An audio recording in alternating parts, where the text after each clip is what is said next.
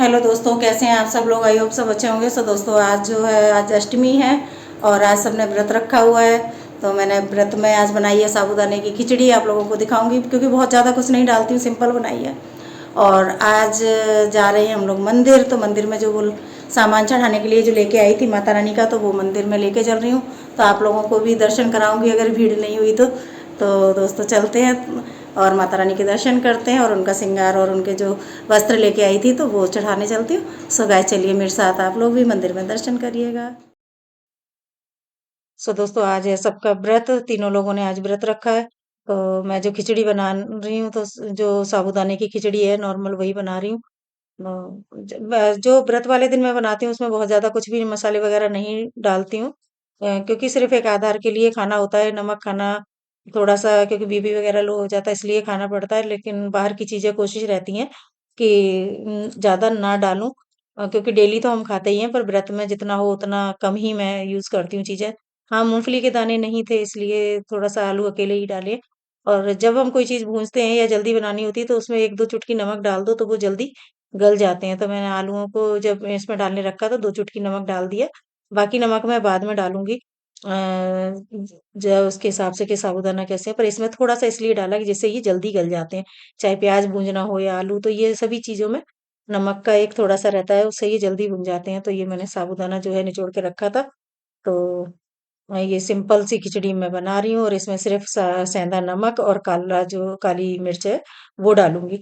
और इसमें कुछ भी नहीं डाला है मैंने, बिल्कुल नॉर्मल सिंपल तरीके से बना रही हूँ।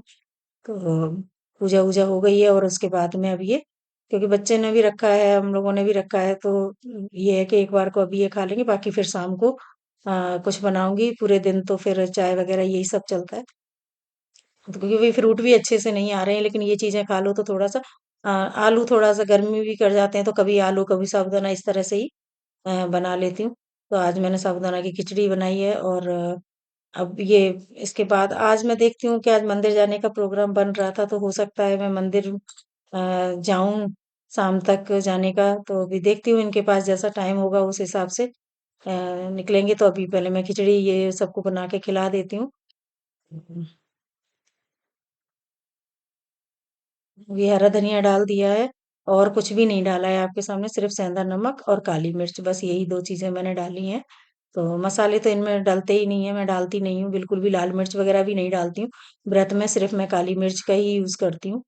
तो ये अब मैं इन लोगों को देने जा रही हूँ कि इन लोगों को खिला दूँ। और थोड़ा सा ये है कि म, बच्चे जबरदस्ती रह लेते हैं, तो अभी वो रह लेता है लेकिन भूख लगती है, तो इस वजह से बनाना जरूरी हो जाता है, अकेले में चाहे बनाओ या ना बनाओ। तो ये पूजा में अनार मैंने चढ़ाए हुए थे, इन लोगों ने नहीं खाए तो वो मैंने छील के रखे थे। मैंने कहा चलो मैं ही खा लूँ। कब पहले मैं क्या करती थी कि वो रखे रहते थे फ्रूट तो खराब हो जाते थे अक्सर। तो फिर मैं अब तुरंत ही उनको खत्म कर देती हूँ। और अब ये मैं जो है इसका इसका मखाने की जो खीर है तो वो बनाने जा रही हूँ। अब शाम को क्या है कि थोड़ा सा मीठा भी, जैसे भी कुछ कुट्टू का आटा वगैरह का बनाऊंगी और फिर उसके साथ थोड़ा मीठा। तो खीर, तो साबूदाने मैंने दोपहर में बना लिए थे, तो अब सुबह में, तो अभी फिर मखाने की जो है वो खीर बना लेती हूँ। तो अब ये दूध मैंने थोड़ा निकाल दिया है कि माता रानी के भोग के लिए भी निकालना था दूध, तो वो निकाल दिया है। और ये मैंने मखाने मखाने थोड़े से हल्के से रोस्ट कर लो ना, तो उनका थोड़ा टेस्ट खीर का अलग ही बढ़ जाता है और थोड़ा मतलब गाढ़ी भी हो जाती है। तो अब इसको मैंने रोस्ट कर लिया है और रोस्ट करने के बाद फिर इनको हल्का सा दरदरा सा मैं इसको मिक्सी में थोड़ा सा एक दो चक्कर लगा दूंगी। उससे क्या है थोड़े से दरदरे से हो जाए, बहुत ज्यादा बारीक नहीं पीसती हूँ। तो इस तरह से करके इनका ना टेस्ट भी अलग आता है और बन भी जल्दी जाते हैं। तो अब ये इधर एक तरफ मैंने दूध रख दिया है उबलने और एक तरफ ये मखाने हो गए हैं। तब तक इधर मैं आलू वगैरह भी निकाल के देख रही हूँ। तो क्योंकि अभी पूजा की तैयारी करनी है, उससे पहले मैं ये सारा काम कर दूंगी। तो ये मखाने जो है वो रोस्ट हो गए हैं। अब इनको मैं पीस दूंगी थोड़े से। पीसना तो नहीं है बारीक, हल्का सा दरदरा करना है। लेकिन वो इतने सॉफ्ट होते हैं कि ये थोड़े से पिसते हैं और थोड़े से खड़े रह जाते हैं। तो इस तरह से ही करके मैंने आपने देखा कि ये डाल दिए हैं। दूध इधर उबल रहा है, इस तरह से इनको सारे मखानों को मैं डाल दूंगी। तो इससे क्या होगा कि ये धीरे धीरे धीमी आंच पे ये बनती रहेंगी। और उधर मैं उसके कुट्टू के आटा भी मैंने मंगवा लिया, कुछ रखा था, फिर जो बच जाता है, क्योंकि एकादशी का भी व्रत रखती हूँ आपको पता, तो जो बच जाता है उसको मैं फ्रीजर में रख देती हूँ, तो फिर वो खराब नहीं होता है। तो इसलिए फिर ये अभी पैकेट ख़त्म हो गया तो मैंने मँगवाया है, तो अभी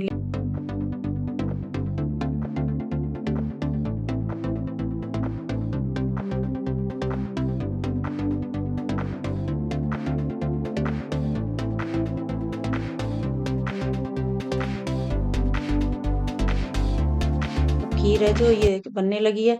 तो धीमी-धीमी आँच पे जब खीर बनती है तो थोड़ा खीर में टाइम लगता है। किसी भी चीज़ हम बनाते हैं, चाहे चावल की हो, चाहे किसी भी चीज़ की हो, तो खीर में थोड़ा-सा समय लगता है। आप देख रहे हो बिल्कुल धीमी-धीमी आँच पे ये बन रही है। और इधर मैंने आलू भी छीलने शुरू कर दिए, तो मैंने आलू बॉयल नहीं करे हैं। हाँ, तो कच्चे आलू से ही बनाऊँगी, जो पहले भी एक वीडियो मैंने रेसिपी का डाला था। और बहुत क्रिस्पी बनते हैं और जल्दी भी बन जाते हैं। सबसे बड़ी बात क्या है कि जल्दी बन जाते हैं, करारे भी बनते हैं और स्वाद भी बनता है। तो कभी बॉईल करके बना लेती हूँ, कभी ज़्यादातर कच्चे आलू के ही पसंद आते हैं और फटाफट से बन जाते हैं। कोई पहले से करने की ज़रूरत नहीं होती है। तो मैंने जो कुट्टू का आटा और सिंघाड़े का आटा, क्योंकि कुट्टू का आटा गर्म होता है, तो उसमें फिर सिंघाड़े का आटा भी थोड़ा-सा मिक्स करना पड़ता है। तो मैंने ये आलू छील लिया, अब इनको मैं कद्दूकस कर लूँगी। अ, थोड़ा मोटा भी कर सकते हो आप, ऐसा नहीं है। तो मैं इनको कद्दूकस जो है करके, और अगर इनको पहले से थोड़ा-सा करके रख दूँगी तो फिर आटा गीला हो जाएगा। तो इस वजह से मैं इनको पहले आलू को करूँगी, तो आलू में ही फिर मैं आटा वो मिक्स करके गूँध लूँगी। तो जितना पानी की ज़रूरत पड़ेगी तो उतना फिर कर दूँगी। तो व्रत वाले दिन क्या होता है कि ना, ज़्यादा चीज़ नहीं खपती है, लेकिन ये है कि थोड़ा बहुत कुछ खा लो तो पानी-वानी पिया जाता है। तो इसलिए ये अब शाम के खाने की जो है वो भी तैयारी होती जा रही है साथ-साथ में। और आज सबसे बड़ी बात एक आप लोगों को बताऊँ खाना बनाते-बनाते, कि आज हम लोग निकल रहे थे मंदिर के लिए। और मैंने आपको बताया था कि मंदिर जाना है, तो निकल रहे थे तैयार होके, जैसे ही गेट तक पहुँचने लगे तो अचानक से ऐसी प्रॉब्लम हुई। 3-4 बार ऐसा हुआ कि एक पैर लगा तो ऊपर गमला टूट गया, चश्मा गिर गया, फ़ोन गिर गया, मतलब काफ़ी चीज़ें ऐसी हुई। चलते-चलते 4-5 बार तो मन में ऐसा मतलब विचार आया कि बार-बार ये चीज़ें हो रही हैं, तो फिर नहीं, हम लोग गए नहीं। हमने प्रोग्राम कैंसल कर दिया। मैंने कहा पता नहीं क्यों क्यों इस तरह की चीज़ें हो रही हैं।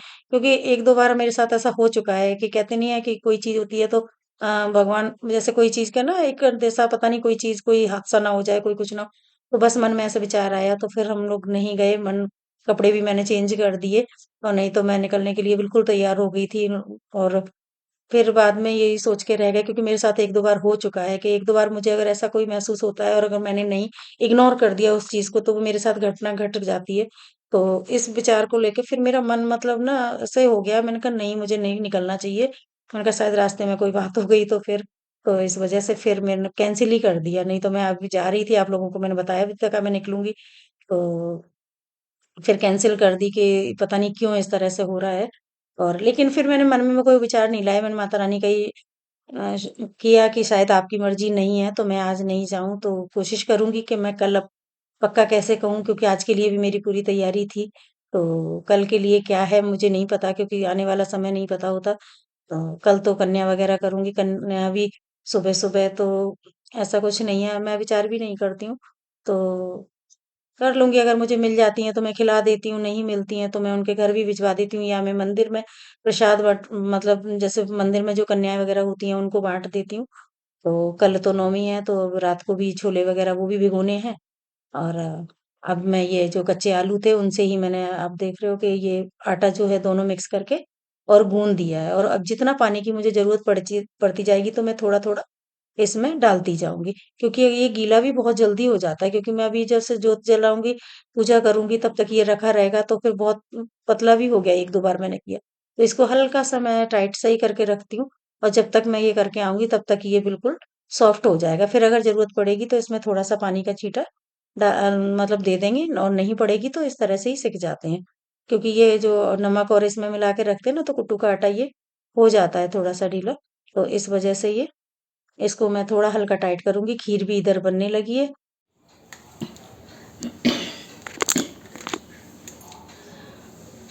सो दोस्तों, मैंने जो व्रत का जो खाना है उसकी तैयारी कर दी है, तो खीर भी बन रही है, खीर बनने रख दी है, पकौड़ों का भी मैंने अपना आटा तैयार कर दिया है।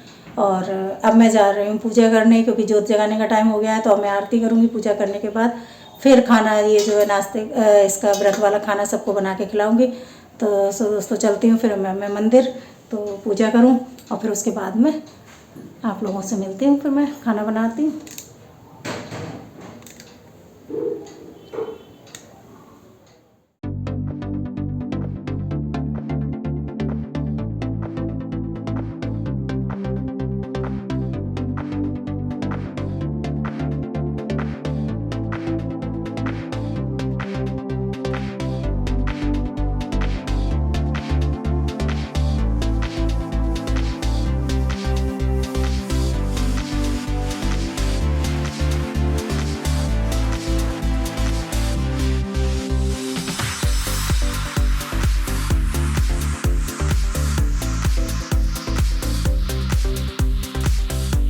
पूजा होती है वो पूजा मैंने कर ली है। और अब मैं आ गई हूँ नीचे वाले पोर्शन में। तो क्योंकि मैं ना नीचे भी थोड़ा कभी अगरबत्ती खुशबू के लिए जला देती हूँ या कपूर जला देती हूँ। तो मुझे थोड़ा-सा अच्छा लगता है कि मैं मतलब रहती, क्योंकि ऊपर ही रहते हैं ज़्यादातर, नीचे नहीं रहते।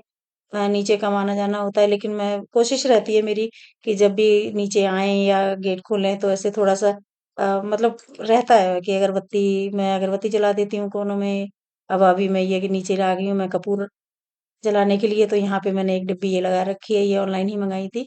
तो अब इसमें मैं कपूर डाल दूँगी और ये कपूर पूरा, एक मच्छर भी नहीं लगते, इसके सारे ही लॉजिक ये रहते हैं कि कपूर खुशबू भी अच्छी रहती है, मच्छर भी नहीं लगते और वैसे भी माहौल थोड़ा-सा अच्छा रहता है, खुशबू रहती है, तो मैं ये सब ऊपर भी जला देती हूँ, नीचे भी जला देती हूँ थोड़ा-सा। तो अच्छा लगता है, थोड़ा पॉजिटिव सा लगता है। ये अगरबत्ती मैंने ली, इनकी बहुत अच्छी खुशबू है, ये जेट ब्लैक की जो आती हैं वो है, और मुझे जो मिल जाती हैं तो वो ले लेती हूँ मैं। तो ये मैं नीचे के लिए जो है इधर बाहर आती हूँ, तो यहाँ पे मैंने जो 4-5 अगरबत्ती ले लेती हूँ और मैं यहाँ पे कोने में लगा देती हूँ, तो पूरी खुशबू जो है, ये देखो आप, पूरे कमरे में से अच्छी-अच्छी सी खुशबू हो जाती है, ऊपर तक इसकी खुशबू जाती है, तो मुझे बहुत अच्छा लगता है। तो ये मैं जला दूँगी और फिर इधर से उसके बाद जाके फिर ऊपर जो मैं खाने की तैयारी करके आई थी, तो क्योंकि अब आदी ने आवाज़ दी है कि भूख लगी है, तो पर ये शाम का थोड़ा टाइम था, तो ये मैंने कहा मैं जला के आती हूँ। तो ऐसा नहीं है कि कुछ भी नहीं, घर है चाहे ऊपर का हो, नीचे का, हम रहते हैं, नहीं रहते हैं, लेकिन चारों तरफ ही जब भी आओ तो थोड़ा पॉजिटिव एनर्जी रहती है, अच्छा लगता है, अच्छा फ़ील होता है, क्योंकि ये लोग नीचे बैठते, उठते हैं, आते हैं। तो अब ये मैंने लगा दिया और मुझे जब धुआँ-धुआँ को और धूप का, अगरबत्ती का, तो मुझे पर्सनली अच्छा लगता है, पता नहीं क्यों। तो ये मैंने जला दिए, पर्दे मैंने ये कर्टन डाल दिए हैं। इससे क्या होता है ना कि अब ये खुशबू जो है ना, ये अंदर ही ये रहेगी। और नीचे का भी इधर से बंद कर दी, अगरबत्ती वगैरह लगा दी है, और अब जाके ऊपर अब बनाती हूँ मैं खाना, क्योंकि सब लोगों को व्रत का खाना बनाना है। तो मैं आ गई हूँ ऊपर।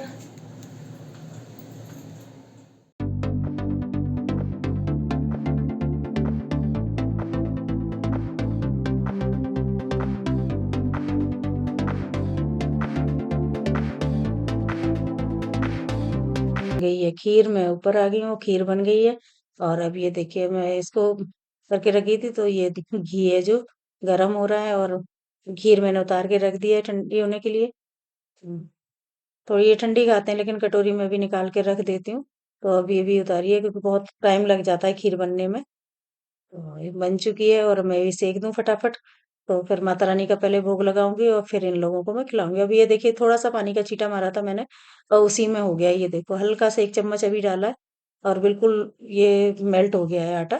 तो अब इसी से इस तरह से बन जाएंगे, बहुत सॉफ्ट और इतने बढ़िया बनते हैं करारे कि खाने में बहुत अच्छे लगते हैं।